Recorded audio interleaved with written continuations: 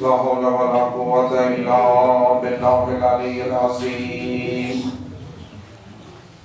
حسبنا الله ونعم الوكيل، نعم المولى ونعم النصير.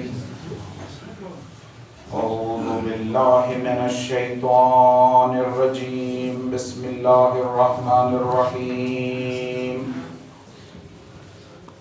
الحمد لله الذي إليه مصائر الخلق وعواقب الأمر. نحمده على عظيم إحسانه ونير برهانه ونوام فضله وامتنانه، حمدا يكون لحقه قضاء ولشكره أداء، وإلى ثوابه مقربا ولحسن مزيده موجبا. الحمد لله الذي لا يبلغ مدحته القائلون ولا يحصي نعمه العادون ولا يؤدي حقه المجتهدون، الذي لا يدركه بعد الهمم ولا يناله غوص الفتن، الذي ليس لصفته حد محدود ولا نعت موجود ولا أجل ممدود. فطر الخلائق بقدرته ونشر الرياح برحمته وبدد بالصخور ميدان أرضه. أول الدين معرفته وكمال معرفته التصديق به، وكمال تصديق به توحيده، وكمال توحيده الإخلاص له. نسأل الله أن معرفته قبل كل شيء. اللهم عرفني نفسك فإنك إن لم تعرفني نفسك لم أعرف رسولك. اللهم عرفني رسولك فإنك إن لم تعرفني رسولك لم أعرف حجتك. اللهم عرفني حجتك فإنك إن لم تعرفني حجتك زللت عن ديني. أوصيكم عباد الله ونفسي بتقوى الله، فإنه حبل متين وعروة الوثقى، والعاقبة للمتقين والجنة للمطيعين والنار للعاصين. كما قال الله تبارك وتعالى: يا أيها الناس إنا خلقناكم من ذكر وأنثى وجعلناكم شعوبا وقبائل لتعارفوا إن أكرمكم عند الله أتقاكم. وقال: من عمل صالحا من ذكر أو أنثى وهو مؤمن فلنحيينه حياة طيبة ولنجزينهم أجرهم بأحسن ما كانوا يعملون. وقال: فإذا نفخ في الصور فلا أنساب بينهم يومئذ ولا يتساءلون. فمن ثقلت موازينه فأولئك هم المفلحون، ومن خفت موازينه فأولئك الذين خسروا أنفسهم في جهنم خالدون. والصلاة والسلام والتحية والإكرام على أشرف الأنبياء والمرسلين، سيدنا ونبينا وشفيع ذنوبنا وطبيب نفوسنا وحبيب قلوبنا مولانا ومولى الثقلين جد الحسن والحسين، الذي سمي في السماء بأحمد وفي الأرضين بأبي القاسم مصطفى محمد. اللهم صل على محمد وآل محمد صلى الله عليه وآله الطيبين الطاهرين، الذي قال الله تبارك وتعالى في شانه: إن الله وملائكته يصلون على النبي يا أيها الذين آمنوا صلوا عليه وسلموا تسليما.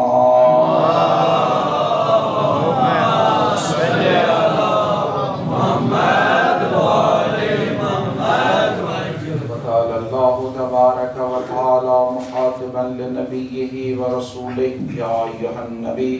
إنا أرسلناك شاهدا ومبشرا ونذيرا وداعيا إلى الله بإذنه وسراجا منيرا وقال وما أرسلناك إلا رحمة للعالمين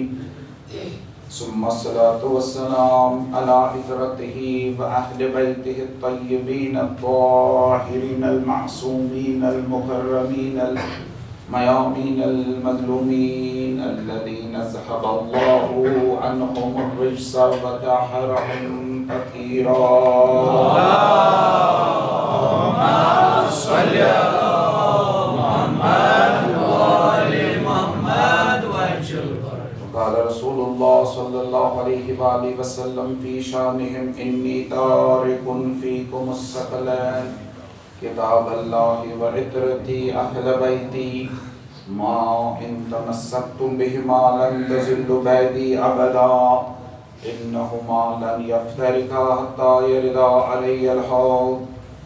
ولعنة دائمة باقية على أعدائهم وقاتليهم ومنكريهم ومنكر فضائلهم وغاصبي حقوقهم من الأولين إلى قيام يوم الدين. أما بعد فقد قال الله تبارك وتعالى في محكم كتابه الكريم وهو أصدق القائلين وقوله الحق. بسم الله الرحمن الرحيم. قل يا أيها الناس قد جاءكم الحق من ربكم ومن اهتدى فإنما يهتدي لنفسه ومن ضل فإنما يضل عليها وما أنا عليكم بوكيل. الصواب. اللهم صل على محمد وآل محمد. سب سے پہلے آپ سب مومنین کو آسمان امامت کے 10ویں ستارے حضرت امام علی نقی الحادی علیہ السلام کی باسعادت ولادت پر مبارکباد پیش کرو. Basically یہن دو آشو سون دہیم امام یا دنیا اسمز تشریف ہوں. اور سب سے پہلے اس جمعے کے پہلے خطبے میں آپ کو تقوی اور پرہیزگاری کی وصیت اور نصیحت کر رہا ہوں، کیونکہ یہ تقوی اور پرہیزگاری ہی کامیابی اور استقراری کی علامت ہے. البتہ تقوی اور پرہیزگاری فقط یہ نہیں کہ انسان عبادتیں کرے، نمازیں پڑھے، روزے رکھے، یہ بھی تقوی کا پہلا مرحلہ ہے. لیکن تقوی خالی اس عبادت اور اس ریاضت تک محدود نہیں ہے. اسلام میں تقوی عبادت فردی کا نام نہیں بلکہ سماجی، اجتماعی، اخلاقی ذمہ داریوں کی تکمیل کا نام ہے. یہ انسان پنہ سماجی ذمہ داری، اخلاقی ذمہ داری، اجتماعی ذمہ داری پورا کرے تیل حکومت یہ انسان متقی. اس مفہوم کو امام معصومین علیہ السلام پیغمبر اکرم صلی اللہ علیہ وسلم نے قرآن مجید نے اور اہل بیت علیہ السلام نے اس کو واضح طور پر بیان کیا ہے کہ تقوی فقط عبادت نہیں ہے، فقط نمازیں پڑھنا نہیں ہے. کیونکہ رسول اللہ صلی اللہ علیہ وسلم ارشاد فرماتے ہیں، یہ حدیث جو ہے یہ حدیث میزان الحکمہ میں بھی ہے، بحار الانوار میں بھی ہے. رسول اللہ صلی اللہ علیہ وسلم کا ارشاد ہے کہ لیس التقوی بالصیام والصلاۃ وکثرۃ الحج والعمرہ. تقوی جو ہے وہ صرف یہ نہیں کہ آپ صیام، آپ روزے رکھے، آپ نماز پڑھ لے، آپ زیادہ حج کر لے، زیادہ عمرہ کر لے. تقوی یہ ہی فقط نہیں بلکہ ولکن التقوی ترک ما حرم اللہ. تقوی یہ ہے کہ ترک کرو اس چیز کو جو اللہ تعالیٰ نے حرام کیا. اور اس کے بعد ارشاد فرماتے ہیں کہ بس یہ تو ہے کہ تقوی کا پہلا مرحلہ یہی ہے کہ واجبات کو انجام دے، محرمات سے دور رہے، لیکن اس کے ساتھ پیغمبر اکرم صلی اللہ علیہ وسلم ارشاد فرماتے ہیں وَأَدَاءُ الْأَمَانَةِ وَصِدْقُ النِّيَّةِ وَحُسْنُ الْجَوَابِ. تقوی یہ بھی ہے کہ آپ جو ہے وہ امانت داری کرتے ہیں یا نہیں، امانت ادا کرتے ہیں یا نہیں. نماز پڑھا مگر امانت داری اس کران یہ متقی. پھر دوسرا فرماتے ہیں صدق الحدیث، سچائی ہے اس میں. جب پوز ونا مجھ ما اپوز ونا، اگر اپوز اوس ونا تیل یہ نماز پڑھا مگر تقوی محروم چھنہ پر سۭتۍ گژھان. پھر ارشاد فرمایا کہ وہ حسن الجوار، اور ہمسایوں کے ساتھ احسن سلوک کرے. جو اس کے پڑوسی ہیں ان کے ساتھ بہتر سلوک، حسن سلوک کرے. حسن الجوار یعنی پڑوسی کے ساتھ حسن سلوک کرے. تو رسول اللہ صلی اللہ علیہ وسلم یہاں انسان کو یہ سمجھاتے ہیں، مومن کو یہ سمجھاتے ہیں کہ تقوی جو ہے وہ ایک ایسی چیز ہے کہ تمہارا باہر اور تمہارا ظاہر اور تمہارا باطن اس حدیث سے منطبق ہو تو تم یہ تقوی متقی اور پرہیزگار. اس حدیث میں واضح طور پر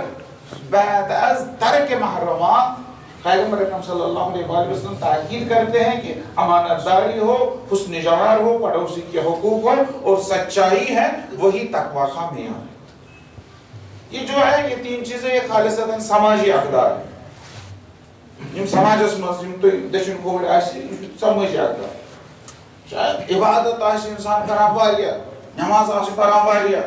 روز آس دران واریاہ. پیغمبر ونان کثرت الحج والعمرہ، زیادہ حج تو عمرہ آس کران، لیکن یہ نہ ہو تو یہ تقوی کے معیار پر نہیں پورا. جیسے کہ امام جعفر صادق علیہ السلام کا ارشاد بھی ہے، یہی ہے کہ ان اتقى الناس، سب سے زیادہ متقی کون ہے؟ سب سے زیادہ متقی انشاءاللہ تجھو سے چھونا تجھو سے ہی پائی جسنا انشاءاللہ شاید میں انشاءاللہ مانا کی اس طرح یہ کی انشاءاللہ تجھو سے آپ سب پرہیزگار انشاءاللہ. مگر سب سے زیادہ پرہیزگار کون ہے؟ ان اتقى الناس، سب سے زیادہ پرہیزگار، سب سے زیادہ متقی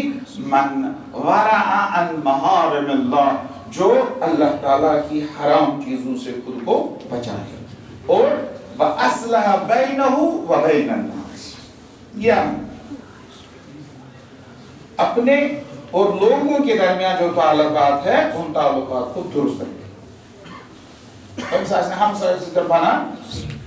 یہ پر نماز پڑھا مگر یہ ات معیارس پہ وچان کہ یہ اتقى الناس سارے تک متقی تو پرہیزگار امس بیاکھ رز یہ سارے تک متقی. اصلاح بین الناس اس پانس تو لکن درمیان حق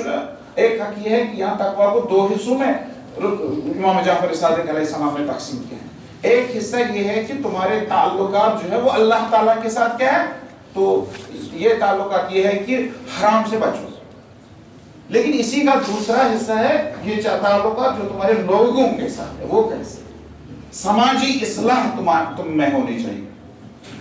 تو نتیجہ یہ ہے کہ اہل بیت علیہ السلام کی تعلیمات کے مطابق، رسول اللہ صلی اللہ علیہ وسلم کی احادیث کے مطابق صرف عبادات میں مشغول ہونا کامل تقوی کی علامت نہیں ہے، بلکہ انسان کا یہ تقوی اور انسان کی یہ پرہیزگاری، انسان کا یہ ورع تب تک ادھورا ہے جب تک لوگوں کے حقوق ادا نہ کرے. سماجی انصاف جیسے سچائی، حسن سلوک یہ اختیار نہ کرے. اگر یہ سب اختیار کیا ہے تو تم تقوی کے معیار پر پورا ہوتے. اس میں ایک چیز کہی گئی ہے، حرام کے بعد پیغمبر کی تین چیزیں اور دکن ہم امانت، بے دکن حسن سلوک ہمسائے سے بے دکن سچائی. یہ جو حسن الجوار کہا ہے پیغمبر اکرم صلی اللہ علیہ وسلم، یہ بڑا اہم ہے. ہمسائے سے حقوق، یہ تمہارے پڑوسی، تمہارے ہمسائے کے حقوق، تمہارا اس کے ساتھ سلوک بہتر ہونا. حسن الجوار سے مراد یہ ہے کہ ہمسائے کے ساتھ ایسا حسن سلوک اختیار کرنا جس میں زبان، رویہ، نیت، تمہارا اٹھنا بیٹھنا، تمہارا اس کے ساتھ باتیں کرنا، یہ سب شامل. یہ فقط ایسا نہیں ہے کہ ہمسائے کو نقصان نہ پہنچا، چونکہ ہمسائے سے نقصان والا، بلکہ اس کی بلائی، اس کے ساتھ تعاون، اس کے ساتھ بہت سارے تعلقات جو ہے ان کا اظہار اس میں شامل ہے. تو حسن الجوار رسول اللہ صلی اللہ علیہ وسلم نے کہا پڑوسی کو تکلیف نہ دو، ہمسایس میں تکلیف چاہے چاہے آواز سۭتی کون تٔمِس تکلیف گژھِ ژٕ چھُکھ تیٚلہِ تقوا کہِ معیار مسعوٗد مےٚ چھِ گرس منٛز خانٛدر ہمسایس چھُم کیٛاہ بٮ۪مار مےٚ چھِ گرس منٛز خانٛدر مےٚ چھِ گرس منٛز مرثی ہمسایس چھُم اکہِ بچس ایگزام بہٕ لاگہٕ شور ہُمِس بٮ۪مارس گژھِ مُشکِل ییٚمِس ایگزام وٲلِس بچس گژھِ مُشکِل یعنی ہمسایہِ سٕنٛدۍ حقوٗق کٔرۍ نہٕ مےٚ ادا کوڑا کرکٹ اٹھانا اور رکھنا پن گھر تھے صاف سوری گئی پہ بون تام آئے صاف کرت پتہ یہ تیل تو کتھ آئے ہمسائے سے یا بدبو اٹھائے یا راستہ روکنا یا ایسی چیزیں کرنا یہ سب حسن جوار میں اگر ان کی رعایت انسان کرے تو رسول اللہ صلی اللہ علیہ وسلم نے جو کہا کہ جو حسن الجوار رکھتا ہو وہی متقی ہے تو پرہیزگار اس لیے ہو کہ تم نے اس کا خیال اس کی عزت اور اس کی آبرو کی حفاظت کرنا ضرورت میں اس کی مدد کرنا اس کی خوشیوں میں اس کو اپنی خوشیوں میں شامل کرنا اس کے غم میں شریک ہونا اس کے حقوق کو مقدم رکھنا اس کی غیر موجودگی میں اس کا خیال رکھنا اس کے مکان کا خیال رکھنا اس کی خیر خواہی کرنا امام جعفر صادق علیہ السلام یہی کہتے ہیں کہ تم اگر ایسے ہو تو اتقی الناس ہو سب سے زیادہ متقی اور سب سے زیادہ پرہیزگار امام جعفر صادق علیہ السلام بلند تر صلوات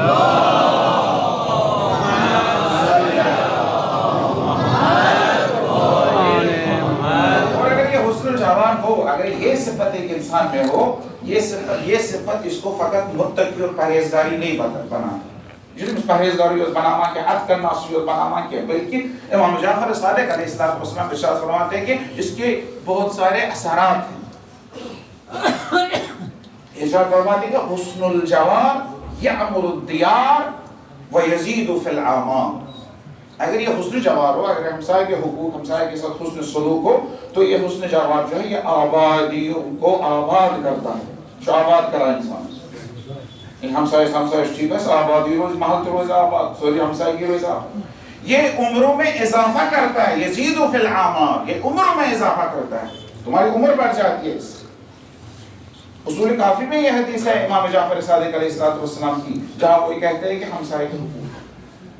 اب قرآن بھی اس پر قرآن کی شاعت پر بڑا تاکید کرنا ہمسائے سے حق قرآن نے پڑوسی کے حقوق کو توحید کے ساتھ جوڑا ہے والدین کی اطاعت کے ساتھ جوڑا ہے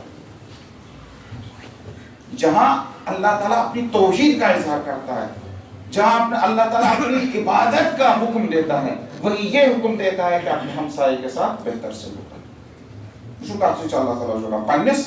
توحید ستم پنس عبادت سے وعبد اللہ اللہ تعالیٰ کو حکم ہے وعبد اللہ خدا کی عبادت کرو وَلَا تُشْرِكُوا بِهِ شَيْئًا کسی کو اس کا شریک مت بنانا وہ اللہ تعالیٰ جس پڑھنے توحید پڑھنے عبادت و حکم ارزید کیا بنا وَبِالْوَالِدَيْنِ اپنی توحید کے ساتھ اپنی عبادت کے ساتھ والدین کے ساتھ احسان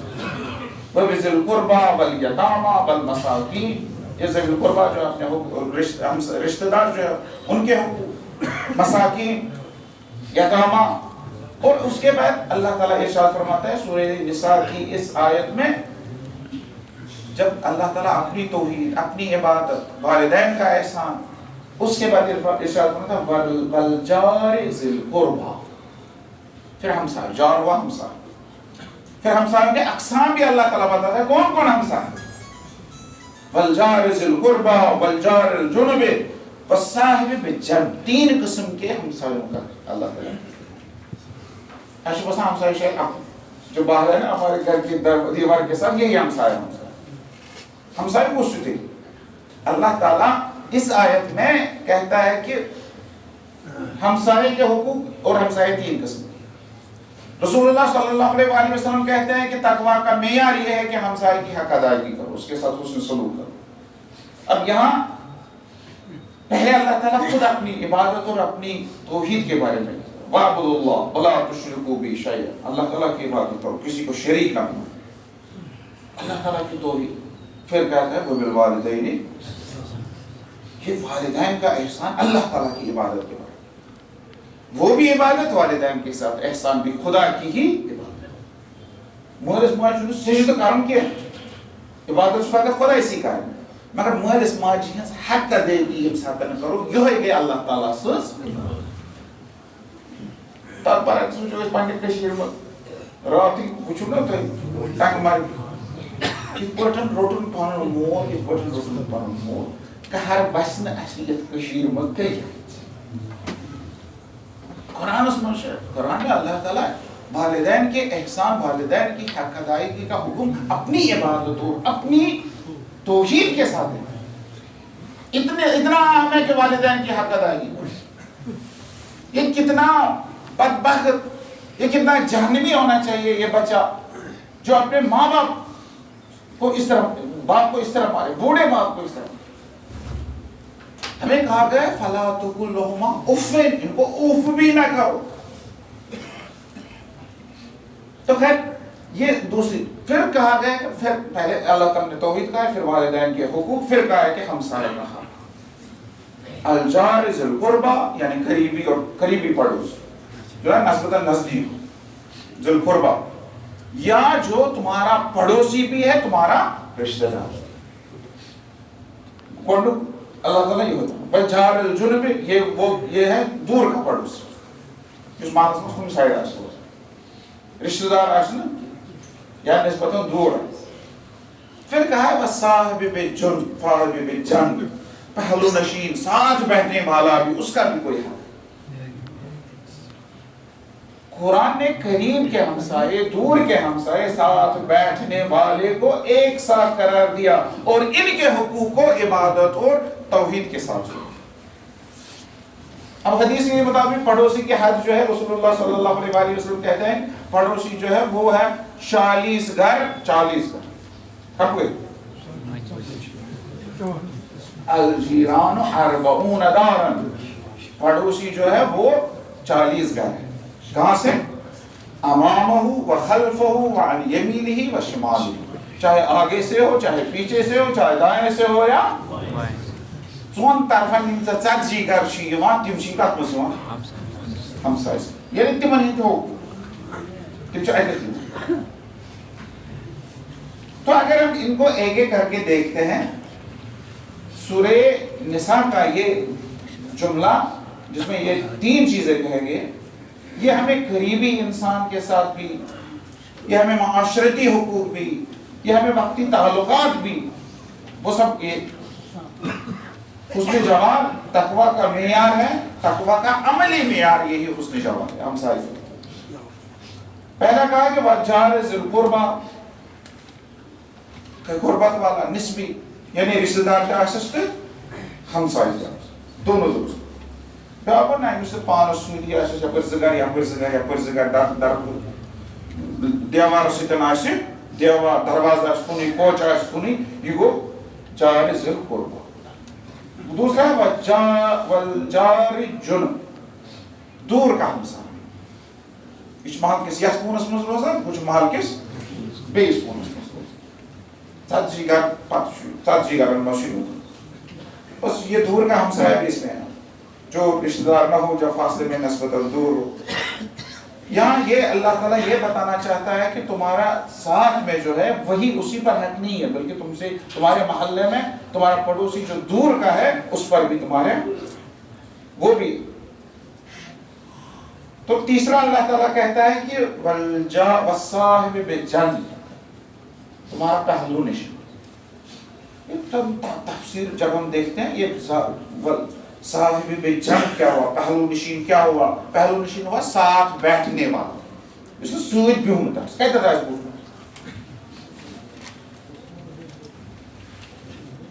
یہ کہاں بیٹھا ہے صاحب یعنی ساتھی جنب یعنی ساتھ میں پہلو میں قریب میں کہاں بیٹھا ہے تمہارے قریب کئی مصادیق اور عملی مثالیں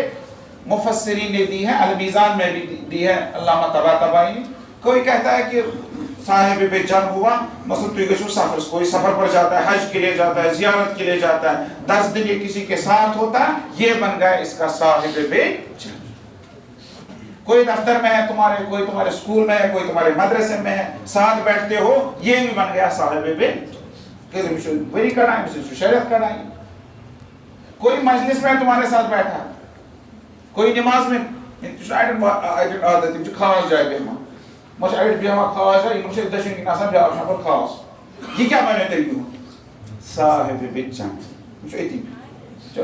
مجلس میں, نماز میں, بس میں, ٹرین میں, جہاز میں جو ساتھ میں بیٹھا ہوا وہ اس میں آئے گا صاحب بچن. علامہ طباطبائی المیزان میں یہ کہتے ہیں کہ یہ سب اس صاحب بچن میں اسپتالس میں کم مریض 10 دۄہن چھ ہسپتالس مز امس یہ بیس بیڈس سۭتۍ بیاکھ نفر یہ کیا بنو امس یہ بنو امس صاحب بچن. یونیورسٹی مز کانٛہہ گژھان یوان یہ بنو امس صاحب بچن. علامہ طبائی ہی کہتے ہیں کہ ان تمام وقتی اور غیر مستقل رفاقتوں کو یہ شامل کرتا ہے جہاں انسان ایک دوسرے کے پہلو میں ہوتا ہے اور اس پر اخلاقی اور شرعی ذمہ داری عائد ہوتی ہے.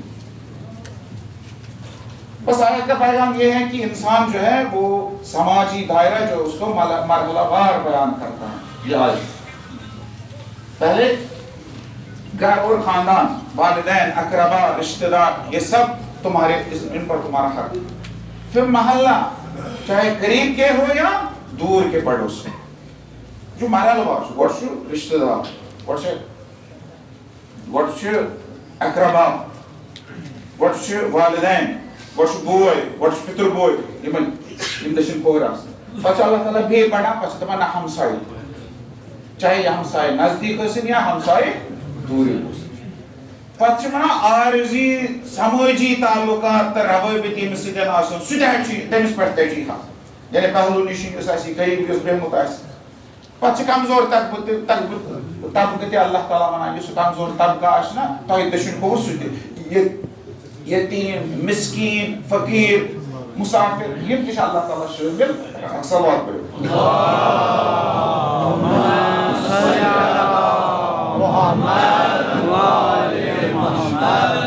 بس آیت کا خلاصہ یہ ہے کہ ایمان جو ہے صرف عبادت نہیں ہے, تقویٰ جو ہے صرف عبادت نہیں ہے, بلکہ انسانی تعلقات میں عدل ہو, احترام ہو, حسن سلوک ہو, پھر تم اس تقویٰ کے عملی معیار پر اترو گے. تمہارے دائرے قرب میں جو ہے, خواہ مستقل پڑوسی نہ ہو وہ بھی اس میں مان, سماجی پہچان جس کے ساتھ تمہاری ہو وہ بھی اس میں آتا. اس لیے حضرت علی علیہ السلام سے تابع بنا. امام علی علیہ السلام ارشاد فرماتے ہیں لیس جار من جارک دارن, تمہارا ہمسایہ فقط وہ نہیں ہے جو تمہارے گھر کے حساب سے تمہارا پڑوسی, یہی تمہارا ہمسایہ نہیں ہے. انما جار من جارک حقا, تمہارا جار, تمہارا ہمسایہ وہ ہے جو تمہارے نزدیک حق رکھتا حق تھا. یہ ورنت یس پڑوسی حق تھاوان سی حق تھاوان اس تہندس شہرس مز. یم سات تہندس مجلس مز کھانا بہت ہسپتالس مز کھانا 10 دۄہن سۭتۍ یہ حق تھاوان ژےٚ پٮ۪ٹھ, تیٚلہِ ما یُس نیبر پٮ۪ٹھ بیٚیہِ شہرٕ پٮ۪ٹھ یہ تٲجر بنتھ یوان مگر روزان یہ تمس پٮ۪ٹھ تہِ چھُ حق. یہ سٹوڈنٹ بنتھ روزان یہ 5 ؤرین 3 ؤرین تمس تہِ چھُ حق, یہ کُنہِ جایہِ روزان. یہ ٹورسٹ بنتھ یوان یہ 10 دۄہن روزان امس تہِ چھُ حق.